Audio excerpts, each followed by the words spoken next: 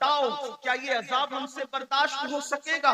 کیا یہ عذاب ہم برداشت کر سکیں گے؟ نہیں نہیں، ہرگز نہیں۔ اپنی جوانی پر رحم کھا لو، اپنی ہڈی چمڑے پہ رحم کھا لو، اپنے آپ پہ رحم کر لو۔ میں آپ سے کسی اور کے لیے رحم کی بھیک نہیں مانگ رہا ہوں، میں آپ سے آپ کے لیے رحم کی بھیک آپ سے مانگ رہا ہوں۔ بحیثیت مسلمان یہ ہمارا اور آپ کا بنیادی عقیدہ ہے کہ یہ جو دنیا ہے، اس دنیا کے بعد ایک اور دنیا ہے۔ ہم صرف اس دنیا میں رہنے کے لیے نہیں آئے ہیں، بلکہ جسے آخرت کہتے ہیں وہ ہمیشہ باقی رہنے والی ہے۔ یہ دنیا 10,000 سال، 20,000 سال، 50,000 سال، کتنی ہی دیر تک یہ دنیا رہے، لیکن ایک دن یہ دنیا ختم ہو جائے گی۔ اور دنیا تو ہزاروں سالوں میں ختم ہوگی، لیکن ہماری اور آپ کی زندگی صرف 60-70 سال میں ختم ہو جائے گی۔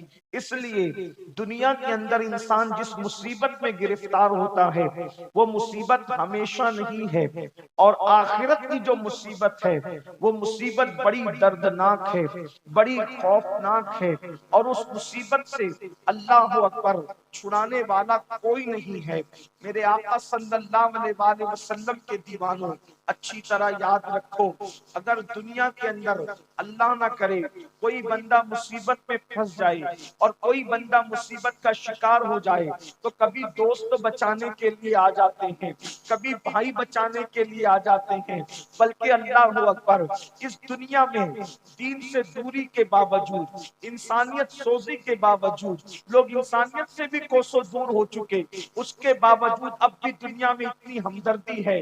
اگر رستہ چلتا ہوا مسافر کوئی مصیبت میں مبتلا ہو جائے، کوئی مصیبت میں گرفتار ہو جائے، تو راستہ چلتے ہوئے لوگ ہی کم سے کم اس کی مدد کے لیے حاضر ہو جاتے ہیں، اس کی امداد کے لیے حاضر ہو جاتے ہیں۔ اس کے باوجود بھی انسان مصیبتوں سے کتنا گھبراتا ہے۔ کوئی نہیں چاہتا کہ مجھ پر مصیبت آئے، کوئی نہیں چاہتا کہ مجھ پر بلائیں آئے، کوئی نہیں چاہتا کہ میں پریشان ہو جاؤں، اور اللہ سے دعا کرتا ہوں اللہ اکبر، دور نزدیک سے آنے والوں، اللہ ذکر رسول کی محفل کے صدقے ہمیں اور آپ کو ہر مصیبت سے بچا لے، ہر تکلیف سے بچا لے، ہر بلا سے بچا لے۔ لیکن اللہ اکبر، اب ذرا توجہ فرمائیں، جب دنیا کی مصیبتوں میں کبھی دوست مدد کرتا ہے، کبھی ماں مدد کرتی ہے، کبھی باپ مدد کرتا ہے، کبھی بھائی مدد کرتا ہے، کبھی بیٹے مدد کرتے ہیں، کبھی بیوی مدد کرتی ہے، کوئی نہ کوئی مدد کے لیے آ جاتا ہے، تو بھی دنیا کی مصیبتیں کتنی تکلیف دہ ہیں۔ مثال کے طور پر اللہ نہ کرے اگر کسی کی کمر میں درد شروع ہو جائے تو کیا وہ بیٹھ سکتا ہے؟ نہیں بیٹھ سکتا۔ سر میں درد ہونے لگے تو انسان تڑپنے لگتا ہے۔ اللہ نہ کرے بچھو کاٹ لے تو انسان تڑپنے لگتا ہے۔ اللہ نہ کرے سانپ ڈس لے تو انسان بلبلانے لگتا ہے۔ یہ دنیا کی مصیبتیں ہیں، لیکن اس کا جو ہے وہ علاج بھی ہے۔ انجیکشن لگا دو درد چلا جائے گا، دوا دے دو تکلیف دور ہو جائے گی۔ لیکن اب آئیے میرے آقا صلی اللہ علیہ وآلہ وسلم کے دیوانوں، آخرت کی مصیبت کیا ہے؟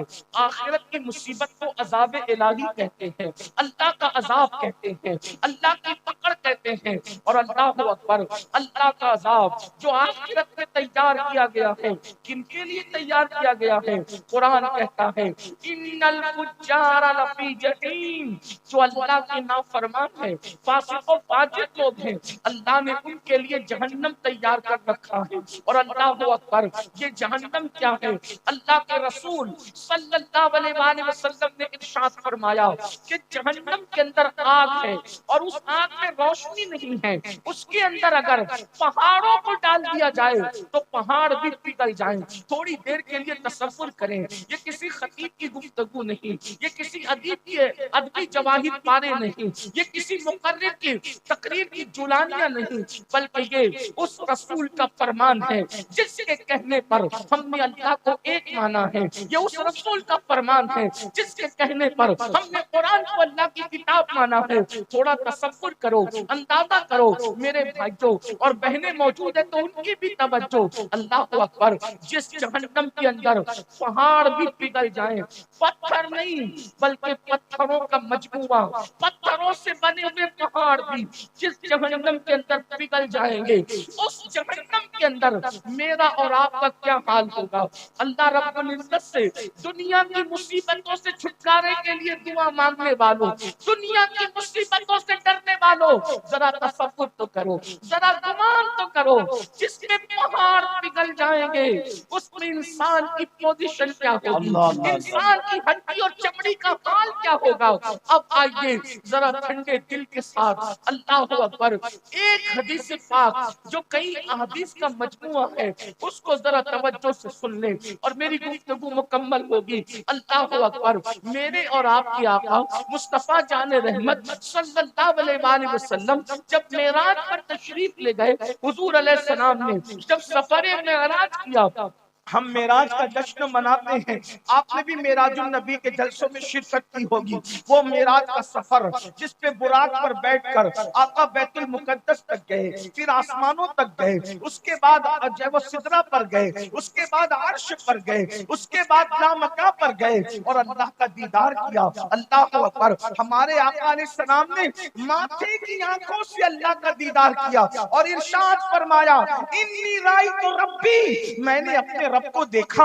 اللہ اکبر، خدا کو دیکھنے کے بعد اللہ پاک نے محبوب کو جنت کی سیر کرائی اور جنت کی سیر کے بعد اللہ رب العزت نے جہنم کا مشاہدہ کرایا۔ مشاہدے کا مطلب علماء فرماتے ہیں محبوب کو جنت میں بٹھا کر جہنم دکھائی گئی۔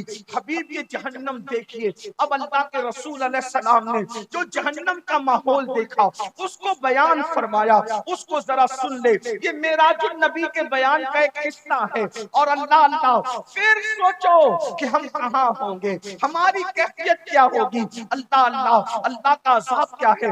قرآن کہتا ہے ان بطش ربک لشدید، تیرے رب کی پکڑ بڑی سخت ہے۔ اللہ کی پکڑ سے ڈرو، اللہ کی پکڑ سے ڈرو، اس لیے کہ جب وہ پکڑ کرے گا، جب وہ عذاب دے گا تو بھائی کو پتہ بھی نہیں چلے گا، باپ کو پتہ بھی نہیں چلے گا، ماں کو پتہ بھی نہیں چلے گا۔ میرے امام کہتے ہیں ان کے سوا رضا کوئی حامی نہیں جہاں، ان کے سوا رضا کوئی حامی نہیں جہاں، گزرا کرے پسر پہ پدر کو خبر نہ ہو، جب بیٹے پہ گزرے گی تو باپ کو پتہ بھی نہیں چلے گا، کسی کو پتہ نہیں چلے گا۔ اور یاد رکھنا اگر کوئی سوچے کہ پتہ بھی چل جائے تو کوئی کر کیا سکے گا؟ اللہ اکبر، وہاں تو کسی کو اجازت ہی نہیں ہوگی، وہاں تو کسی کو اللہ اکبر اللہ اکبر، وہاں تو کسی کی طاقت بھی نہیں ہوگی۔ میرے امام مزید فرماتے ہیں، کہتے ہیں کہ شفاعت کرے حشر میں جو ہماری، سوا تیرے کس کو یہ قدرت ملی ہے؟ ارے سب کو اپنی اپنی پڑی ہوگی۔ اللہ اکبر، اب آئیے معراج النبی میں، معراج کی شب میں اللہ کا دیدار بھی کیا، جنت کی سیر بھی کی اور جہنم کا جو مشاہدہ کیا اس کو سنیں۔ میرے اور آپ کی آقا و مولا خاتم النبیین قائد المرسلین سید العالمین فرماتے ہیں کہ جب میں نے، اے میرے صحابہ، آقا صحابہ کو بیان کر رہے ہیں، اے میرے صحابہ، جب میں نے جہنم کا مشاہدہ کیا، آقا ارشاد فرماتے ہیں تو میں نے دیکھا ایک بندہ لیٹا ہوا ہے، جہنم کے اندر لیٹا ہوا ہے۔ ہائے ہائے، اللہ کے رسول بیان کر رہے ہیں جہنم کے اندر لیٹا ہوا ایک بندہ اور ایک بہت بڑا پتھر اس کے سر پہ مارا جا رہا ہے۔ اللہ اکبر، میں آپ کے اور اپنے چہرے کو دیکھتا ہوں تو مجھے بھی اپنے آپ اور آپ پر بھی ترس آتا ہے کہ اللہ اکبر کتنے کمزور ہیں ہم لوگ اور خدا کا عذاب کتنا طاقتور ہے، کیسا وہ خوفناک ماحول ہوگا۔ اللہ کے سچے نبی فرما رہے ہیں اور یہ بات سننا اور دھیان سے سننا، بہت غور سے سننا، بہت دیر تک آپ کو امتحان میں نہیں رکھیں گے، مختصر میں، لیکن یہ کسی کے دل کی آواز ہے، یہ کسی کے دل کی صدا ہے۔ اے میری قوم کے جوانوں، سوچو تو صحیح، اللہ اکبر، جہنم کی آگ پر کوئی لیٹا ہو اور اس کے سر پہ بڑا پتھر مارا جا رہا ہو، اللہ کے رسول بیان کر رہے ہیں، اللہ کے سچے نبی بیان کر رہے ہیں، اللہ اکبر، یہ اتنے سچے ہیں، سچے تو دنیا میں بہت آئے لیکن میرے نبی اتنے سچے ہیں جن کی سچائی کی گواہی ان کے دشمن بھی دیتے ہیں، دشمن بھی جسے صادق الوعد الامین کہتے ہیں، جس کی سچائی کی گواہی اللہ تبارک و تعالیٰ دیتا ہے۔ اللہ اکبر، ذرا غور تو کریں، یقیناً آپ کو معلوم نہیں ہے، اس لیے آپ کہیں اور جا رہے ہیں۔ یہ جلسے اسی لیے تو ہے، ہمارے نقیب صاحب نے اسی لیے فرمایا یہ جلسے اسی لیے تو ہے تاکہ آپ کی معلومات میں اضافہ ہو، آپ کو بتایا جائے، آگاہ کیا جائے کیا ہو رہا ہے۔ اللہ اکبر، میرے آقا سچے نبی صادق و مصدوق فرماتے ہیں، ایک شخص لیٹا ہوا ہے اور اس کے سر پہ بڑا سا پتھر مارا جا رہا ہے اور وہ پتھر لڑک کر دور جاتا ہے، وہ بندہ اس کو اٹھا کے لاتا ہے تو پتھر سے جو سر کچلا گیا تھا، شارحین فرماتے ہیں سر وہ پتھر سے جب کچلا جاتا تھا تو وہ سر ایسے پس جاتا تھا جیسے چنے پہ ہتھوڑا مارنے سے چنا پس جاتا ہے، ویسے وہ پتھر مارنے سے سر پستا ہے۔ اور آپ اس کا اندازہ کر سکتے ہیں، پڑھے لکھے لوگ ہیں، سوچ بوجھ والے لوگ ہیں، جب سر سے پتھر ٹکراتا ہے تو سر کی کیفیت کیا ہوتی ہے؟ لوگ ہیلمٹ لگا کر سفر اس لیے کرتے ہیں،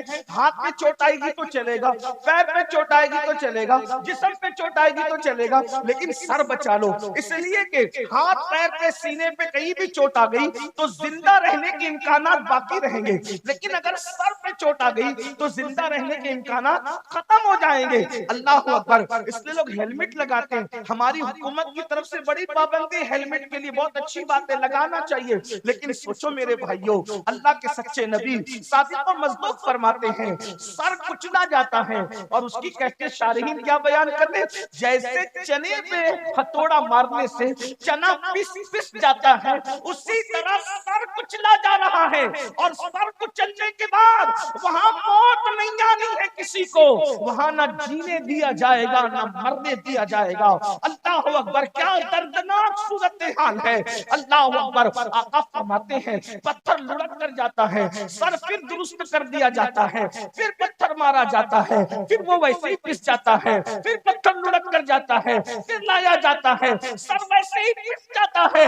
میرے آقا فرماتے ہیں میں نے جبریل سے پوچھا، اے جبریل یہ کون لوگ ہیں اور ان کو یہ دردناک عذاب کیوں دیا جا رہا ہے؟ تو جبریل امین عرض کرتے ہیں یا رسول اللہ صلی اللہ علیہ وآلہ وسلم، یہ لوگ نماز نہیں پڑھتے تھے دنیا میں، اس لیے ان کا یہ حال ہے۔ اللہ اکبر، میرے بھائیوں آپ سے پوچھنا چاہتا ہوں، آپ لوگ 4 گھنٹے سے، کوئی 5 گھنٹے سے، کوئی 3 گھنٹے سے اس جلسے میں بیٹھا ہوا ہے، لیکن آپ سے پوچھتا ہوں کتنے شوق سے جلسے میں آتے ہو، جلسے گھنٹوں چلتے بیٹھتے ہو، اللہ اکبر، لیکن نماز پڑھنے میں کتنا ٹائم لگتا ہے؟ صرف 10 منٹ کا ٹائم لگتا ہے، ایک وقت کی نماز میں صرف 10 منٹ کا ٹائم، اور اگر پانچوں وقت پڑھنے تو صرف 50 منٹ کا ٹائم لگتا ہے۔ اب آپ مجھے بتائیں 50 منٹ نہ نکالنے والوں کتنے دردناک عذاب کی طرف تم جا رہے ہو، کتنے دردناک عذاب کو چیلنج کر رہے ہو، کتنے دردناک عذاب کو آواز دے رہے ہو، اور پھر سن لو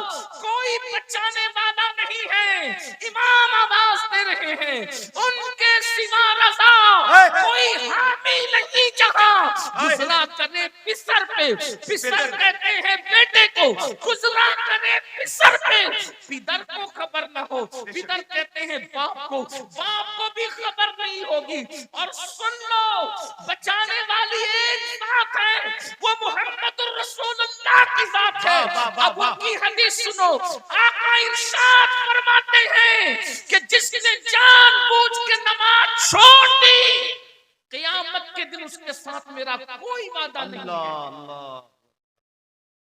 دھوکے میں مت رہنا، اللہ کے رسول نے آگاہ کر دیا، حضور علیہ السلام نے آگاہ کر دیا، ان کے ساتھ میرا کوئی وعدہ نہیں ہے۔ جو نماز چھوڑ دیتے ان کے ساتھ آقا فرماتے ہیں میرا کوئی عہد نہیں ہے، کوئی وعدہ نہیں ہے۔ مسجدوں کو ویران کرنے والوں، مسجدوں سے کوسوں دور بھاگنے والوں، بتاؤ کیا یہ عذاب ہم سے برداشت ہو سکے گا؟ کیا یہ عذاب ہم برداشت کر سکیں گے؟ نہیں نہیں، ہرگز نہیں۔ اپنی جوانی پر رحم کھا لو، اپنی ہڈی چمڑے پہ رحم کھا لو، اپنے آپ پہ رحم کر لو۔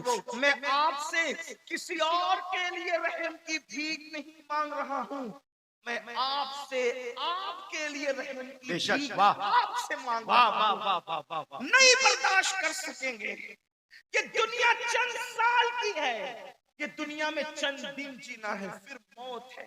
روح کا رشتہ جسم سے ٹوٹ جائے گا میرے بھائیوں, مر جاؤ گے, موت آنی ہے, حق ہے, موت برحق ہے, موت سے کس کو رستگاری ہے. آج وہ کل ہماری باری. مرنا چاہو گے تو بھی موت آئے گی, نہیں مرنا چاہو گے تو بھی موت آئے گی. میں آج صرف آپ سے یہ عرض کرنا چاہتا ہوں, نمازی بن جائے. صرف آج ایک بات پر عہد کر لو, نماز پڑھ. 10 منٹ کا ٹائم. بھائیو پان بھی کھاؤ نا, پان تو پان کھانے میں بھی 10 منٹ سے زیادہ کا ٹائم لگتا ہے. پان کھانے کے لیے بھی 10 منٹ سے, نماز کے لیے تو پان کھانے سے بھی کم ٹائم میں نماز ہو جاتی ہے. صرف 10 منٹ, 10 منٹ دیجیے اور جہنم سے بچ جائے. 10 منٹ دیجیے اور مصیبتوں سے بچ جائیے. 10 منٹ دیجیے اور اللہ کے عذاب سے بچ جائیے. یقین جانیے جس دن تم مسجد کے قریب آؤ گے وہ دن دنیا کی خوشیوں کا دن بھی ہوگا اور آخرت میں نجات کا دن بھی ہوگا. اس لیے کہ میں اپنی طرف سے نہیں کہہ رہا ہوں, انسان کی فطرت ہے. جب انسان کو کہا جاتا ہے یہ کام کرو, یہ کام کرو, تو انسان پوچھتا ہے اس کام کا ریزلٹ کیا ہے, نتیجہ کیا ہے. یہی تو پوچھتا ہوں. قرآن کہتا ہے اللہ اکبر, اسلام کہتا ہے کہ جب اذان ہوتی ہے تو کیا کہا جاتا ہے, حی علی الصلاۃ, آؤ نماز کی طرف. تو دماغ میں سوال پیدا ہو سکتا ہے نماز پڑھیں گے تو کیا ریزلٹ ملے گا, کیا ملے گا ریزلٹ. تو فوراً مسجد کہتا ہے حی علی الفلاح. یہ بات مسجد ہی سے کہی جاتی ہے. نماز پڑھنا تمہارا کام ہے اور کامیابی عطا کرنا نماز جس کی پڑھی جا رہی ہے اس قادر و جبار کے کرم ہے. جب تک مسلمان مسجد میں آ کر کے نماز پڑھتا رہے گا اس کو فلاح ملتی رہے گی, کامیابی ملتی رہے گی. مسلمانوں تم نے جنگوں میں بھی نماز نہیں چھوڑا, تم نے فاقے میں بھی نماز نہیں چھوڑا, تم نے مصیبتوں میں بھی نماز نہیں چھوڑا, تم نے دریاؤں کے سفر میں بھی نماز نہیں چھوڑا. تمہاری کیفیت یہ تھی دی اذانیں کبھی یورپ کے کلیساؤں میں اور افریقہ کے تپتے ہوئے صحراؤں میں. دشت تو دشت ہے, دریا بھی نہ چھوڑے ہم نے, بحر سلمان میں دوڑا دیے گھوڑے. نعرہ تکبیر, نعرہ رسالت, پیغام اسلام. جب تک نماز پڑھتے رہے روزی کے لیے تم کبھی پریشان نہیں تھے. جب تک نماز پڑھتے رہے بیٹی کے رشتے کے لیے تم کبھی پریشان نہیں تھے. جب تک تم نماز پڑھتے رہے اللہ اکبر تم کبھی کسی سے مصیبتوں کا شکوہ نہیں کرتے تھے. اس لیے کہ اللہ کی چوکھٹ پہ سب کے مسائل کا حل ہے, اپنے مسئلے کا حل کیوں نہیں ہوگا. بڑی معذرت کے ساتھ جب سے اللہ کا در چھوڑ دو, یاد رکھنا اللہ کا در جس دن سے چھوڑا, جس دن سے اللہ کا در چھوڑا دنیا اپنی دشمن بن گئی. ایک بات یاد رکھنا, یہ دشمن وہ دشمن وہ دشمن اپنی جگہ ہے. انسان جب نماز چھوڑ دیتا ہے تو اللہ خود انسان کو اپنا دشمن بنا. آپ اتنا یاد, اس کا مطلب اگر دنیا میں توجہ کر, اگر دنیا میں فرعون کی حکومت نہ بھی ہو, سلیمان علیہ السلام کی حکومت ہو, اور تم نماز چھوڑو تو تمہارے ساتھ یہی کیا جائے گا جس کے تم حقدار. اللہ یار یہ جملہ بہت قیمتی, گھر جا کر اس جملے پہ سوچنا. اگر حکومت فرعون کی نہ ہو, فرعون کو حکومت میں نہ لایا جائے, سلیمان علیہ السلام کی حکومت, تو بھی تمہارے ساتھ ہونا وہی جس کے تم مستحق. کیوں؟ اس لیے کہ جو نماز چھوڑ دے, اگر اسلامی حکومت ہو تو کیا کیا جائے گا. نماز چھوڑنے والے کی اسلامی حکومت میں کیا پوزیشن ہے وہ علماء سے پوچھو, کیا اس کی پوزیشن ہے. کم سے کم امام اعظم کا فتویٰ یہ ہے کہ اس کو جیل میں ڈالا جائے. جس امام اعظم ابو حنیفہ رحمۃ اللہ علیہ کے مقلد ہو, امام شافعی کا مسلک تو میں نے بیان نہیں, اور میں نے وہ بیان بھی نہیں کیا, لیکن آپ سے عرض کرنا چاہتا ہوں ابھی میں نے غوث پاک کا مسلک بھی بیان نہیں کیا, وہ بھی میں نے بیان نہیں کرنا. ابھی آپ نے میں نے امام مالک کا مسلک بیان نہیں کیا, وہ بھی بیان نہیں کرنا. لیکن آپ سے پوچھتا ہوں اپنے امام کی, آج میرے امام اعظم ابو حنیفہ کی شہادت کا دن گزرا. آپ تو ہم تو اتنے غافل ہیں کہ جس کے فتوے پر نماز پڑھتے ہیں اس کے بھی اتنے احسان فراموش ہو گئے کہ ان کا دن بھی آپ منانے کی سنیوں کو توفیق نہیں ملنا. بہت معذرت کے ساتھ صحیح فرما بلکہ اگر پوچھ لینا کہ امام اعظم کی شہادت کا دن کون سا تھا تو ہمارے بچوں کو پتہ نہیں.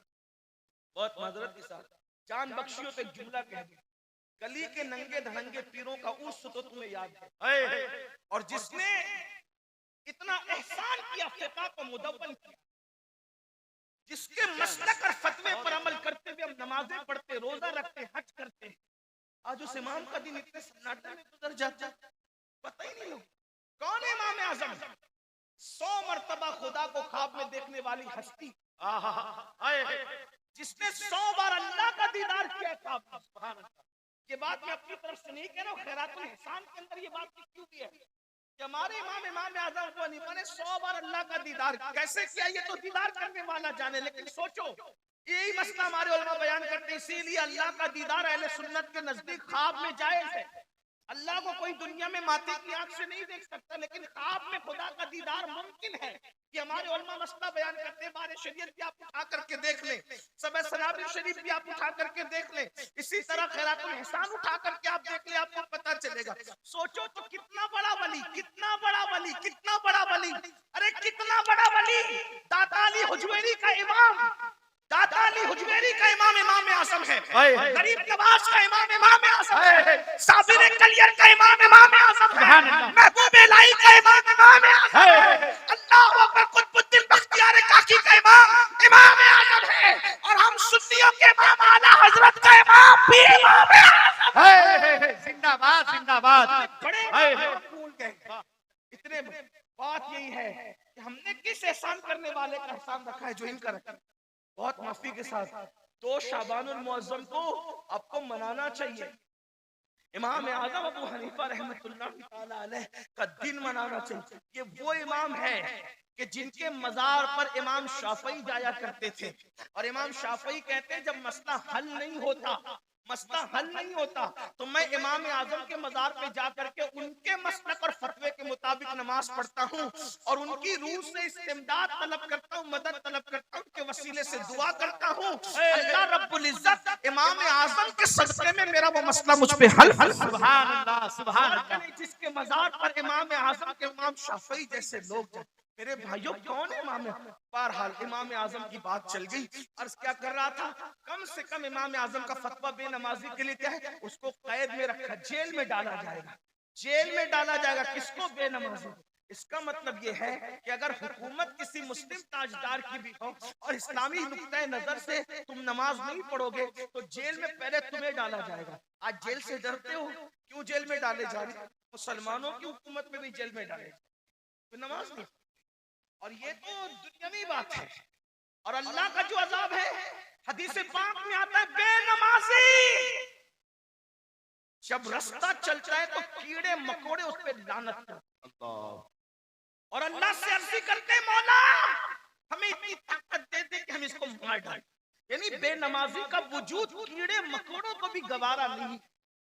بتاؤ, اللہ کی مرضی کے بغیر پتہ نہیں ہلتا. فاسقوں کو ختم کرنے کے لیے قدرت منکرین اسلام کا لشکر بھیجتی ہے, مشرکین اور ملحدین کا لشکر بھیجتی ہے. یہ تاریخ ہے. اگر آج آپ دین کی طرف نہیں آؤ گے تو اس سے بدترین حالات دیکھنے کو ملیں گے. بطور بددعا نہیں بلکہ حدیث کی روشنی میں تمہیں آگاہ کیا جا رہا ہے. جلسے میں آنے والوں, اگر دنیا اور آخرت کو بہتر بنانا ہے تو اللہ کی پناہ میں آؤ. حدیث پاک ہے, اللہ کے رسول علیہ السلام فرماتے ہیں جو نماز چھوڑ دیتا ہے اللہ اپنی امان کی چادر اس کے سر سے ہٹا لیتا ہے. اللہ اپنی پناہ سے اس کو باہر کر دیتا ہے. لوگوں کو برادری کے باہر ہونے کا خوف ہے.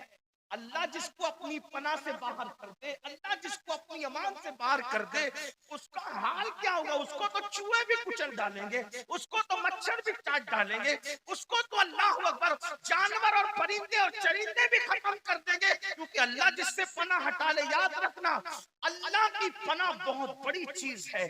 اگر اللہ پناہ دینے پر آئے, توجہ, اگر اللہ پناہ دے, اگر اللہ اللہ پناہ دے، تو اللہ کی پناہ کی شان یہ ہے کہ وہ مکڑی کے جالے سے بھی بڑے سے بڑے طاقتور کی حفاظت کر لیتا ہے۔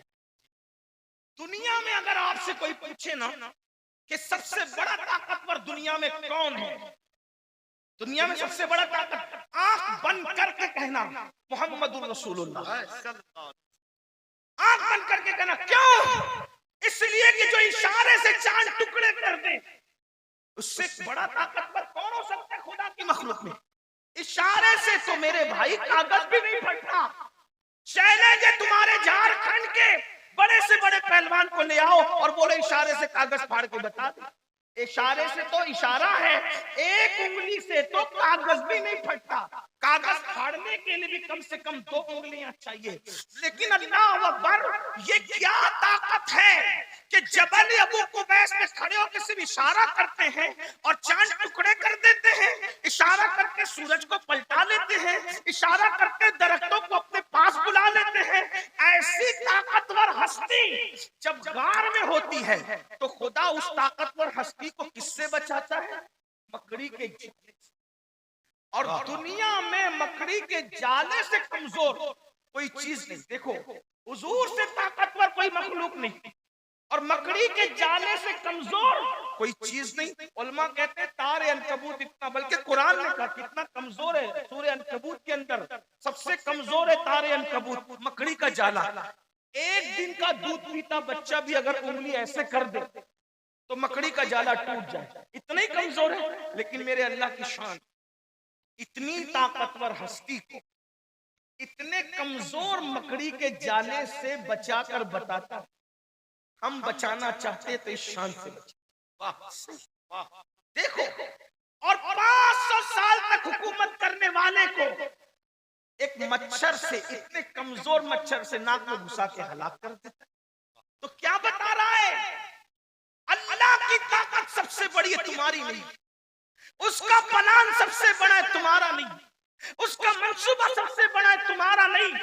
اگر بچنا ہے مصیبتوں سے، اللہ کی پناہ میں، وہ بچانا چاہے گا تو مکڑی کے جالے سے نہیں بچائے گا، اور اگر ہلاک کرنا چاہے گا تو پھر کسی ترم خان کی ضرورت نہیں پڑے گی، ہلاکو چنگیز خان کی ضرورت نہیں پڑے گی، اللہ فلاں کی ضرورت نہیں پڑے گی۔ جب وہ تمہیں ذلت سے مارنا چاہے تو صرف وہ مچھر سے بھی تمہیں مار ڈالے، مچھر سے بھی تمہیں، تو اس کی پناہ کی طرف آؤ۔ اور اس کی پناہ کب ملے گی؟ کچھ بھی کر لو، نعرے لگا لو، بڑی بڑی باتیں کر لو، کانفرنس کر لو، یہ کر لو، وہ کر لو، اسکولیں بنا لو، مدرسے بنا لو، کالجز بنا لو، یہ کر لو، ایسا کر لو، سب کچھ کر لو، جب تک اس کی بارگاہ میں جھکو گے نہیں، سجدہ کرو گے نہیں، نماز پڑھو گے نہیں، اس وقت تک کہ اللہ کی پناہ ملنے والی نہیں۔ کیونکہ اللہ کے رسول سے فرما دیا گیا، جو نماز چھوڑ دے وہ اللہ کی پناہ سے باہر ہو جاتا ہے، پھر ذلت اس کا مقدر، رسوائی اس کا مقدر، ذلیل ہونا اس کا مقدر، مفلس ہونا اس کا مقدر، ستایا جانا اس کا مقدر، پریشان ہونا اس کا مقدر۔ دنیا نے وہ دن بھی دیکھا جب مسلمانوں کو اللہ نے دولت دی، حکومت دی، تخت دیا، تاج دیا، مسلمان نماز چھوڑ کر باغی ہو گئے، نماز چھوڑ کر باغی ہو گئے، بغاوت کی طرف گئے۔ تو اللہ نے ہلاکو اور چنگیز خان کا بڑا لشکر مسلط کیا، تو کچھ ولی لوگ بیچ میں آ گئے، اللہ کے ولی لوگ، کہ ہم مقابلہ کریں گے کس سے؟ ہلاکو چنگیز خان سے۔ جیسے وہ مقابلے میں آئے وہ ولی ہٹ گئے، نہیں کیا مقابلہ۔